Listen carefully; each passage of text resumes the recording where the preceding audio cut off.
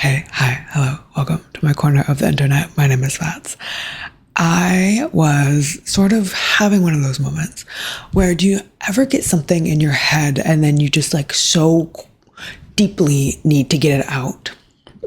I was sitting here thinking about how we treat a lot of discussions in the book space, and we talk books for sure, but the only time we talk about authors is when there is drama with or a problem with the author. We don't really talk about the authors.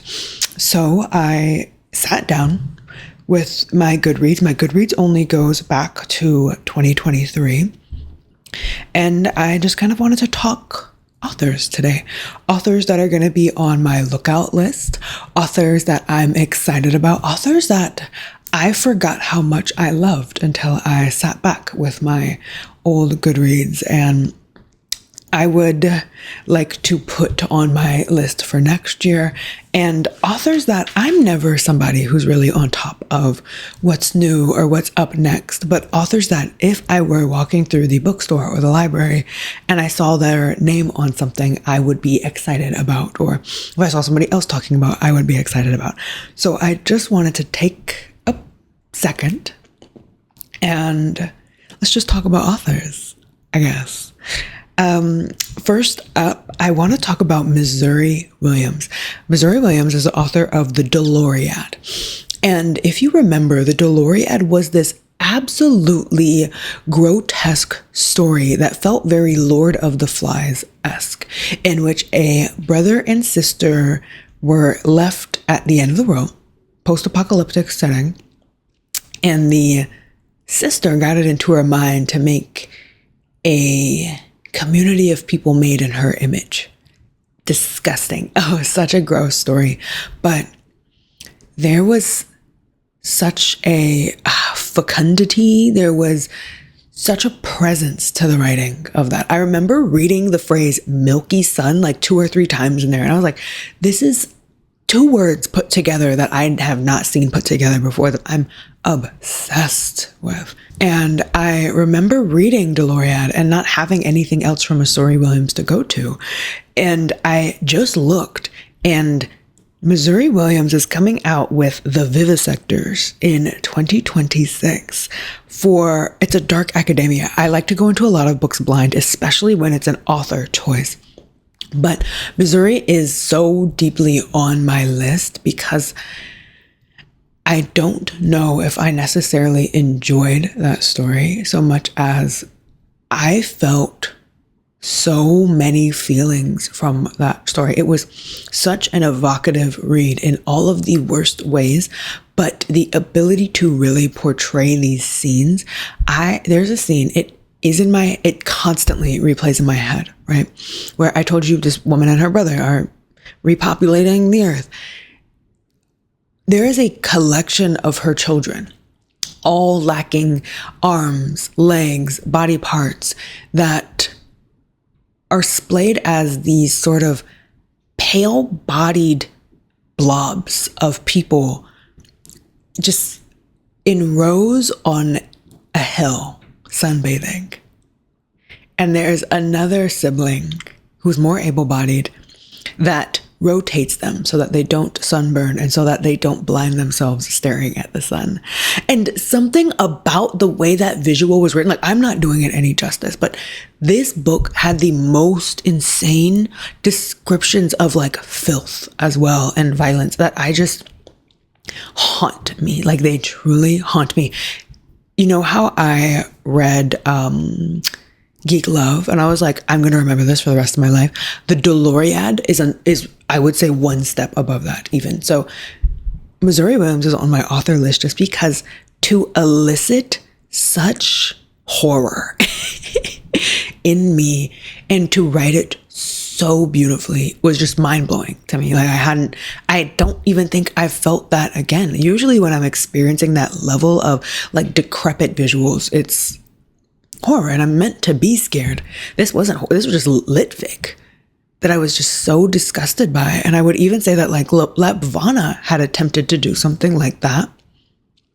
But Lapvana was absolutely fetid disgust. there was a disgust in humanity and morality. There was such a different disgust that Missouri Williams was able to bring up. So I want to say Missouri is on this author list for me. Completely forgot that I went through that.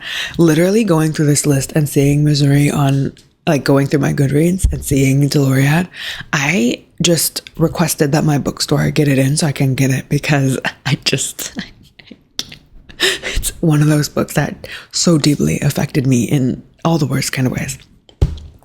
Another author who I had discovered when I first got back into reading as an adult, and I don't know what happened. I sort of just forgot about them. And I would say this person is in my top 10 authors ever.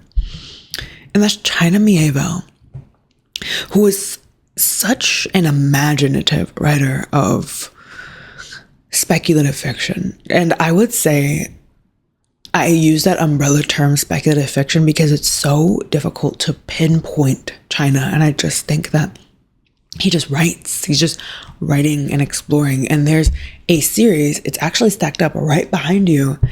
What's it called? The New Crobuzon trilogy. I have the first book, Perdido Street Station.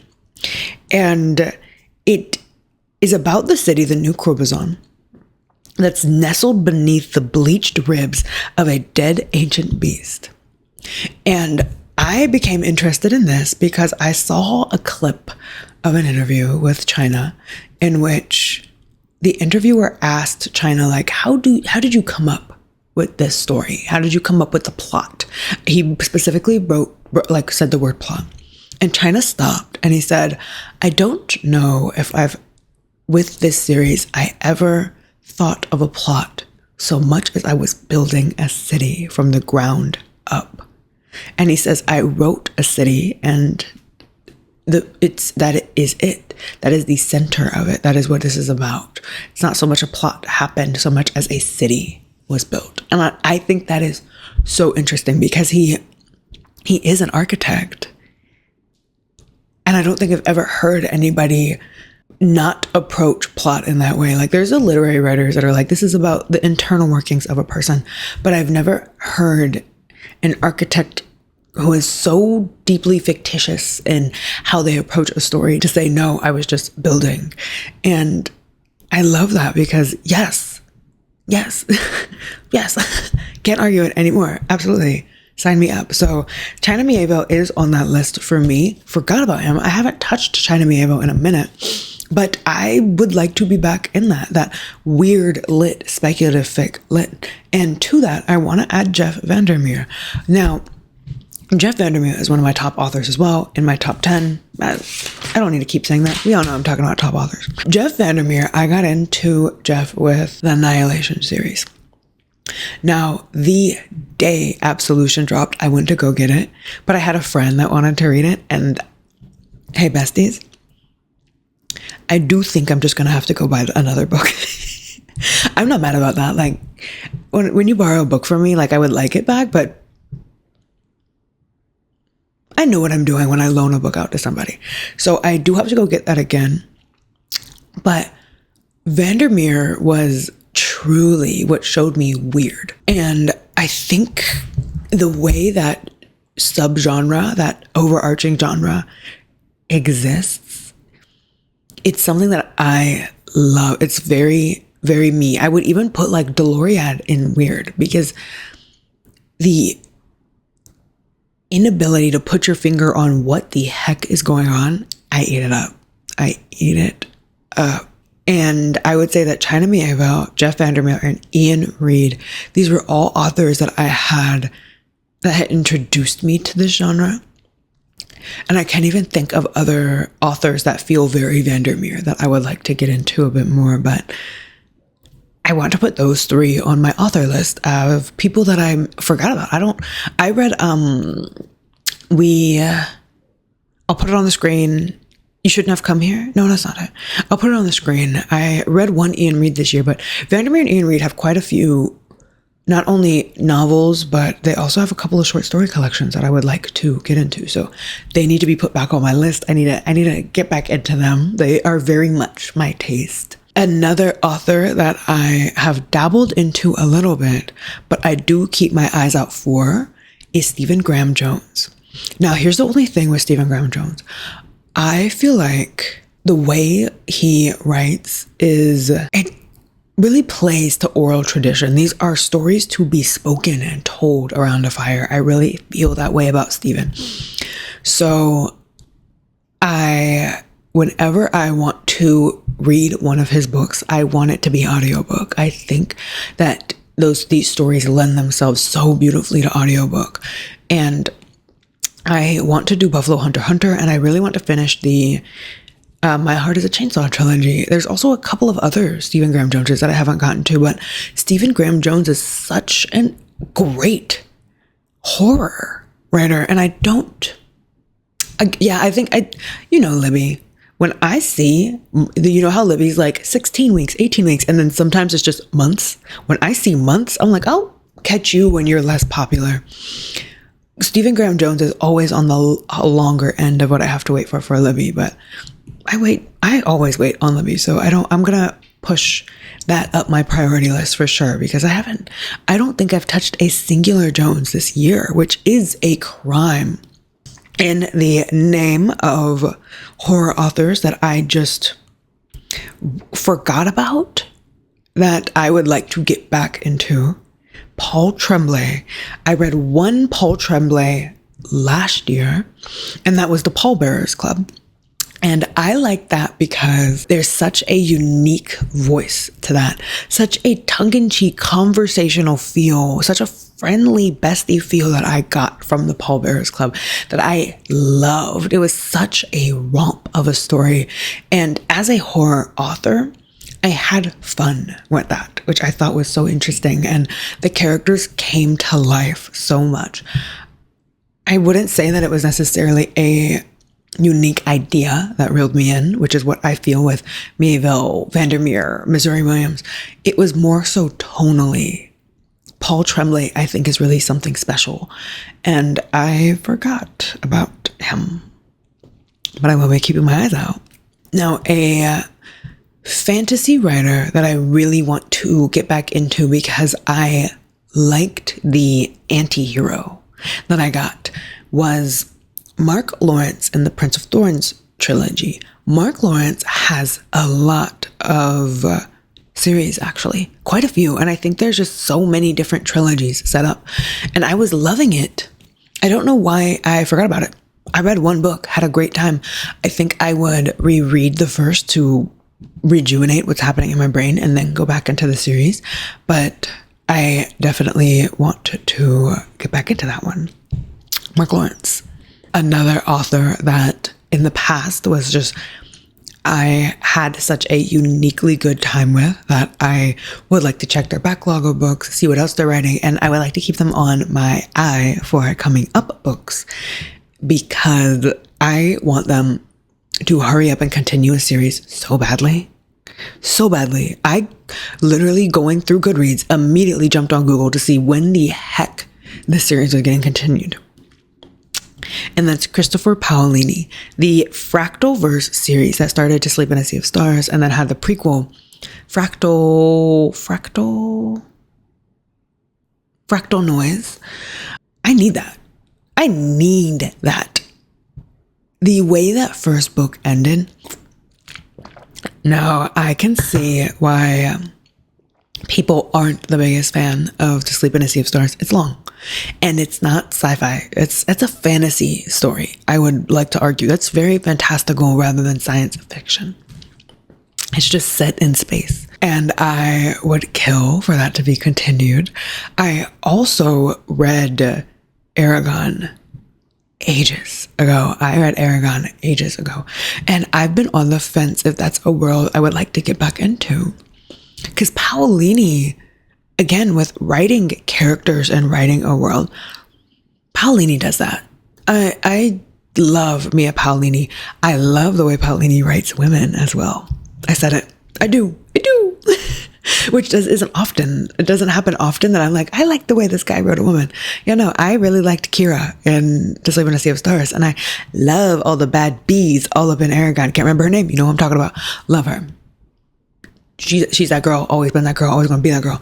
And I'm thinking about getting back into it because I never did the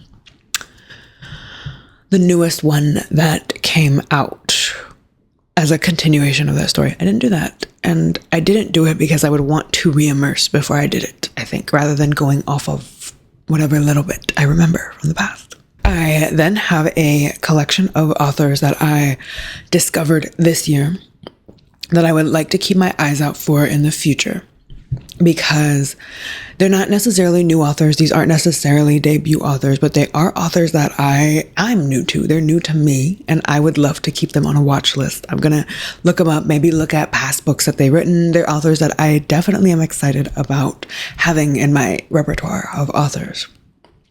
First is Hanif Abdurraqib. I have sang the praises of Little Devil in America a billion times. Nonfiction.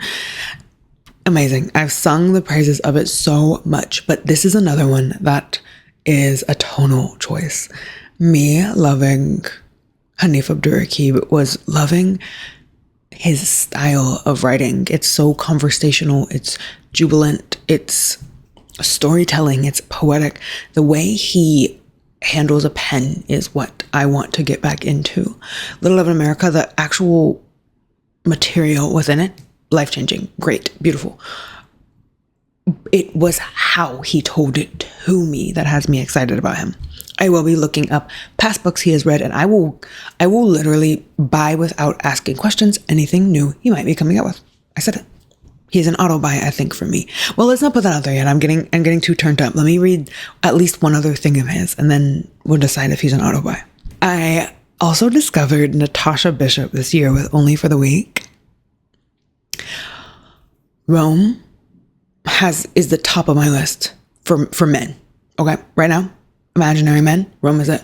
And Natasha Bishop really piqued it for me. Natasha's coming out with a book in 2026 called The Art of Loving You, which is a story of Danny Jenkins, who is an independent woman. And she is a model turned influencer who understands that she's the only one that has her own back. Well, when her mentor passes away, the mentor's dying wish involves Danny and her ex going on a road trip and scavenger hunt together. Now, this ex, he sees Danny as the woman that he did bad by. He can't believe that he lost that, and he can't believe he was the reason that they aren't together. They're on a trip.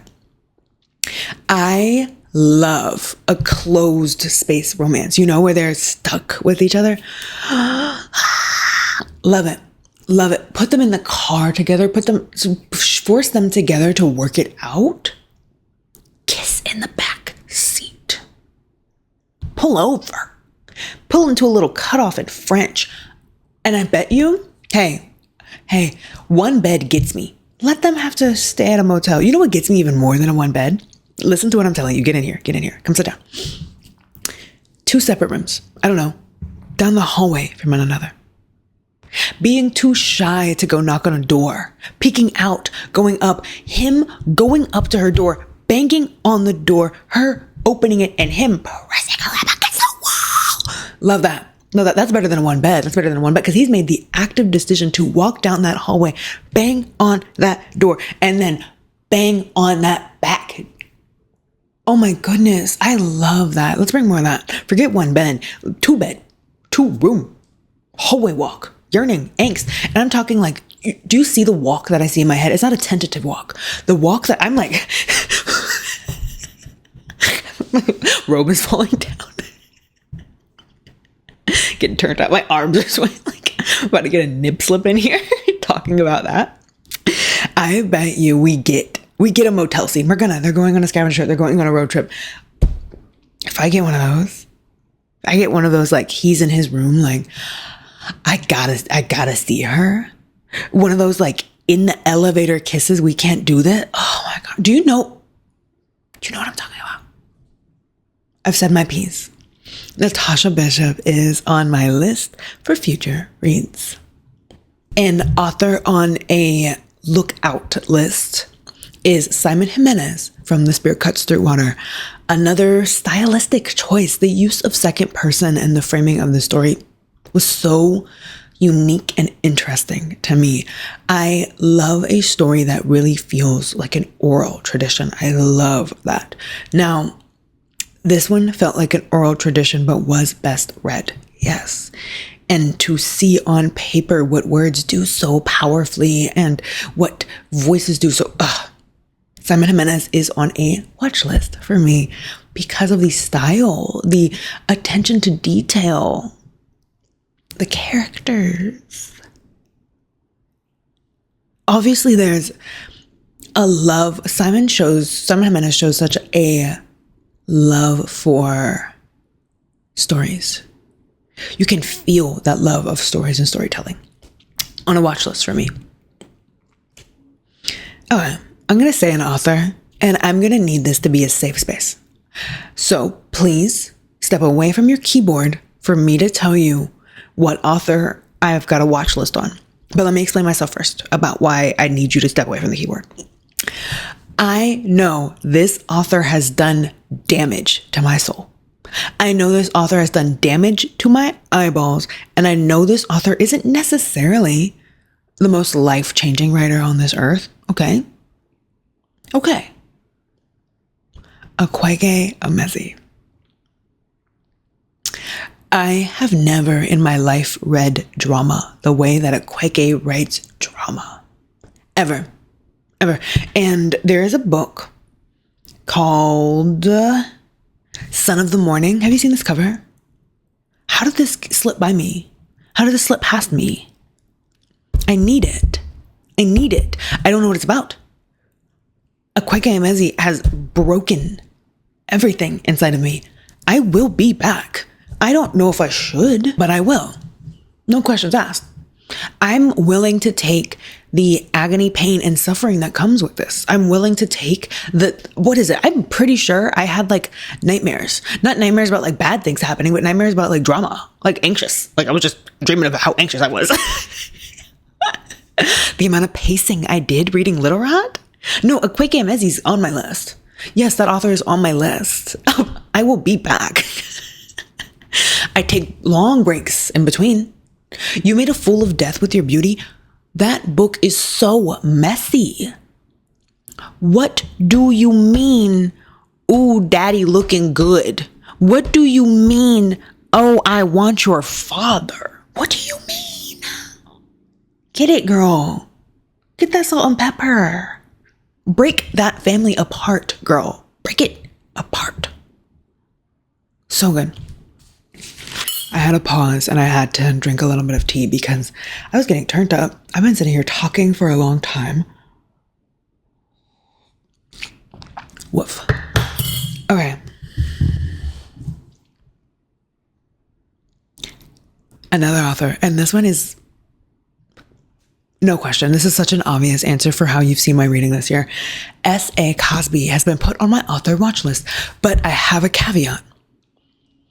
I'm only doing audiobooks for S.A. Cosby. I'm seeing no reason to sit and read those books. The only backlog I have is the newest one, and I do think I'm on hold for that on Libby. I think.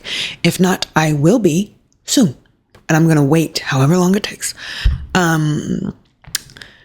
Whatever the newest one is, King of Ashes. I also still have Blacktop Wasteland. I think Blacktop Wasteland is the only old book that I have of his, but I'm so hesitant to get into it because the thought of not having more S.A. Cosby hurts me. S.A. Cosby is so deeply on my watch list. And so long as he maintains the same audiobook narrator, I do not foresee myself ever having a problem. Ever. He could write hot garbage. If it's read by that audiobook narrator, I'm going to love it. I have a maybe. So, okay. One thing I left off of this list were authors I had a good time with. And if I saw they wrote something, I would be like, oh, cool. But I'm not actively looking out for them. And I'm not actively searching the shelves. I'm not actively buying them. Like authors I had fun experiencing, but they're maybe not on a buy list. They're strictly library reads for me, and they're maybe not something that I'm Googling and looking for new books from or like turned up about. Okay. Talia Hibbert is a maybe for me. If I see something, I'm turned up. I still have to finish the Brown Sisters trilogy. Again, I've been savoring that one because it's been so good, and I hear that last one's going to be even better. I've been holding on to that, but romance authors aren't really on my dire need watch list, usually. Mostly because I read them for a good time. I dabble into them. They're not really my main reading choice, if that makes any sense. I do love Talia Hibbert, and I do love some of the contemporary romances that I've picked up. But when I go for a contemporary romance, almost anything will do when I'm in that mood. I'm so easy to please when I'm in the mood for it. They're not 5 stars, but it's just like, who's going to do this thing? Talia Hibbert is my maybe. I'm not busting down doors the way that I am Natasha Bishop. Sorry. Changed my life. It really changed my life. Ooh. An author that I read this year who has a huge backlog that I'm excited to get into is John Gwynne. I read the Bloodsworn trilogy, and that was my first, if you were here for it, I was talking about how there are books in the bookstore that I look at and I'm like, oh, that's a boy book. Like that's boy lit, you know? John Gwynne was the first time I picked up something that I usually walk past because I go, boy lit, you know? Which is so dumb. But John Gwynne's most famous series is The Faithful and the Fallen, and I would like to get into that. I would like to read others of his trilogies. Definitely an author on my watch list in the future as well for any new things that he's putting out, because I had such a good time with the way that mythology was brought into the Shadow of the Gods, the Hunger of the Gods, the Bloodsworn trilogy. An author who hasn't missed yet for me, Agustina Bazterrica. Tender is the Flesh and The Unworthy are 2 very different books, but here's what happened. Tender is the Flesh is horrific of a read. Horrific. The Unworthy showed me how much ambient writing skill, the ability to just set a vibe that Bazterrica has. There's one other book that I didn't hear the best things about. It's like, I'll put the cover on the screen, can't remember it. I didn't hear many good things about this one, and I'm so scared to go near it because I have Bazterrica on a pedestal, but maybe I'll avoid that one just because I don't want, but I'll most likely do it. But Bazterrica is on a watch list for me in such a real kind of way. And I want to say something. I don't even know if I want a long book from her. I'm so happy with these little ones she's putting out. I don't even care if I get a long book. I'm happy that she packs so much into these little tiny things. A comic series that is currently shaping who I am as a person is Monstress, and I am on the lookout for what Marjorie M. Leo and Sana Takeda are writing, because The Night Eaters is another comic series from these 2 that working together that I need to get my hands on once I get through Monstress. The art style, the story style, the world building, the character building, the FMC, honestly, listen to what I'm telling you. The FMC of Monstress is probably the most bad ASS of any other series I've read in my lifetime. In my lifetime. And I would argue I have not read an FMC that could take her in a fight or even tops her in depth. Okay. I said it. The world building, the art, it's so beautiful and intense. And the twist, I never see where the story is coming because it's unlike any story I've read before. These 2 are on my watch list more in a backlog way. I don't know if they work together all the time. If I can hope for something in the future, I will be continuing Monstress. I'm literally on hold for volume 10, which either just came out or is coming out. I'm already on that hold list at the library. I'm waiting for them to get the next one in. Another author writing characters that had me so in love is Joe Abercrombie, who wrote The Devils. Now, the reason Joe is on my watch list is for the continuation of the Devils series, first off, and then also because in The Devils, one thing I said was that there was not much world building. But from what I understand, Joe has built a world that has multiple series within it, and these other series build this world and build these characters and build this setting. So Joe is on my watch list for future books, absolutely, but also as a backlog watch, because those characters are going to sit with me forever. It just seems so obvious that I'm somebody who, like, you're, as an author, you're on my watch list if you've done something insane, you've written really prettily, or if your characters are something that really hits me. And Joe Abercrombie's characters from The Devils has this author just on my list right now. A horror author that really opened my eyes to a subgenre in horror that I'm really obsessed with right now is Neil Sharpson. I recently read Knock Knock Open Wide, which was a folk horror. Like, it really brought in folklore, and it was such a well written, spooky time. And I loved how it was paced. Something about the pacing of that book was utter perfection. Neil Sharpson is on my list because there's Burial Tide. That's what I've written down, Burial Tide. That has apparently already come out. I will be getting that. And I do believe Burial Tide is another folklore horror type of thing. Well, influenced by folklore. And I'm already assuming that one I'm going to like. Neil Sharpson will be on future watch lists, an author watch list for me. Those are the only books that I could find of them. I couldn't find any others, so I guess I'm just sort of fingers crossed that they continue to do the thing. That's it. Those are all of the authors that are throughout my Goodreads that I really wanted to like.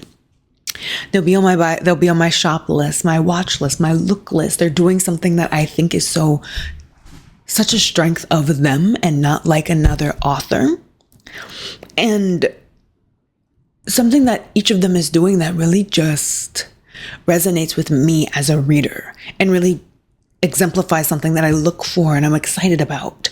And while we know looks so positive, I have 4 authors that I have read this year that are about to go on my no-buy list, my no-look list, and my never-again list. First up, S.A. Barnes. I've given S.A. Barnes so many chances because I love the idea of a space horror. Love it. Give it to me. Eat it up. These books just fall flat for me. They have holes. The characters have holes within their own characterization, the way the plot builds out, and the endings of these books tick me off so much. We all know how I feel about a horror really coming to head at its end, and these ones really fall the F apart in the last 25% every single time. The last book that I read of S.A. Barnes was just boring. I was just bored. I wasn't even excited about it. And they all feel similar. Every single one of them feels similar. She's writing the same book over and over. I will not be looking out for S.A. Barnes again. If I pick S.A. Barnes up again, mind your business. Helen Phillips. I've read 2 books by Helen Phillips. Well, I've read one, DNF'd another, because the problem I had in one showed up in the second, and then I was just kind of like turned off by it. The amount of lactation and leaking boobs that Helen Phillips incorporates into her stories is just not something that I can deal with. And I don't understand. Maybe it's because I've never had a child. Maybe if I had a past of leakage, I would see this as something that doesn't bother me so much. I don't know what it is. It occurs so much. It would be different, I think, if it were like a thing that I saw. It occurs so much. In The Need, it was incessant. Every single chapter referenced it at least 2 to 3 times. And then when I saw it pop up in the next book that I picked up of theirs, it popped up in like the second chapter. And I was like, no, I'm not doing this again. Put it down immediately. My bad. Helen Phillips is no longer on my read list. I'm sorry. I didn't like it. Another author who, while writing style can get me, and put an author on my look list, a writing style can take an author off my watch list. Gabriel Smith. Gabriel Smith is on my I don't care list. I'm sorry. Now, I have two authors that I'm not interested in personally, and I want to put them on my no watch list. However, they are on a read list because I do want to make content around them. But just know that internally, no. Frieda McFadden. Literally, Frieda McFadden is playing on my time. Frieda McFadden is playing on my time, but honestly, girl, get a check for writing utter ridiculousness. Get it? Will I read Frieda for vibes with you? Yeah, that's just because I like talking smack with you. That's all it is. It's got nothing to do with her. I just like hanging out and talking smack with you. Frieda will be read for that purpose. No other purpose. Another author who I wasn't exactly excited about and is on my I don't care list, but is on a I want to talk about them with you list. Emily Henry. I know. I read one book by Emily Henry, and it's, is it Book Lovers? I just wasn't excited about it. It did stuff and it did things. It just was like, okay, I didn't even necessarily like full blown objectify the MMC in there. The love interest. I didn't even like treat him like a piece of meat in my brain. It was just kind of like, okay, this did it. Usually I am treating these guys like just a body in my head. Full blown objectification. I didn't even do that with him. It was just kind of like I read the book and I was like, okay, cool. I didn't feel the yearning. I didn't feel the want. I remember reading it and I finished it. I didn't DNF it. I also can't remember anything about that one. Emily Henry has a cult following. The reason I'm interested in reading Emily Henry is just because I hear that how Emily Henry started and what Emily Henry's doing now are very different. Things like Great Big Beautiful Life. I'm actually curious because maybe Emily Henry has changed into an author that is my vibe. Or maybe it was that one book didn't mesh with me, but there are other books in her repertoire that are much more for me. I don't know. After that one, I was like, there's so many romance authors in the world. I don't know if this one's for me. And I took it off the list. It's on the list because we're going to probably do it together because I like hanging out. That's it. It's just you and me. Another author I'm not exactly excited about, but I'm here for FOMO purposes. So off of my personal list, on my list for FOMO and discussion, Ottessa Moshfegh. I really want a new Ottessa Moshfegh for the purpose of talking about Ottessa Moshfegh, not because Ottessa and I mesh. Another author that I think Ottessa Moshfegh is very smart. Yes. The subject matter and the way that subject matter is handled. A lot of the cool girl books, I am not a fan of. A lot of the cool girl reading. Melissa Broder. I haven't wrote her down, but now that I'm thinking about it, Melissa Broder, I'm probably never going to look in Melissa Broder's direction ever again. Even for the purpose of discussion, I don't know if you could make me. After that cactus book, the cactus that had a vagina that the person crawled into and then found another world and then got lost and then like drank her pee as a representation of grief. Yeah, we're just reading anything. That is my bit of an author reflection. Authors that really make up things that I'm excited about. Authors that maybe if you haven't heard of, keep your eye out for. Please. If you have any auto buy or auto excitement, or this is an author that whose list I am on, I look out for, please let me know in the comments who they are, but please let me know why. Because if you're like, hey, I love this author because they write the darkest of romances, I love that for you, and I'm glad you shared that. Thank you for... Yes. Cool. I am curious, but like, please tell me why. So that I don't go accidentally get myself into a situation. Or if you tell me like, oh, I love this author, and then I go get them, but you love them because it's the scariest stuff you've ever written, and I'm a weenie. Yeah, please, if you tell me what your autobiographies are, tell me why. So that I can, use my own discretion. This was fun. It was nice sitting and not just thinking book, plot, writing, and to really think like, who are the people behind the writing that are exciting me for a reason?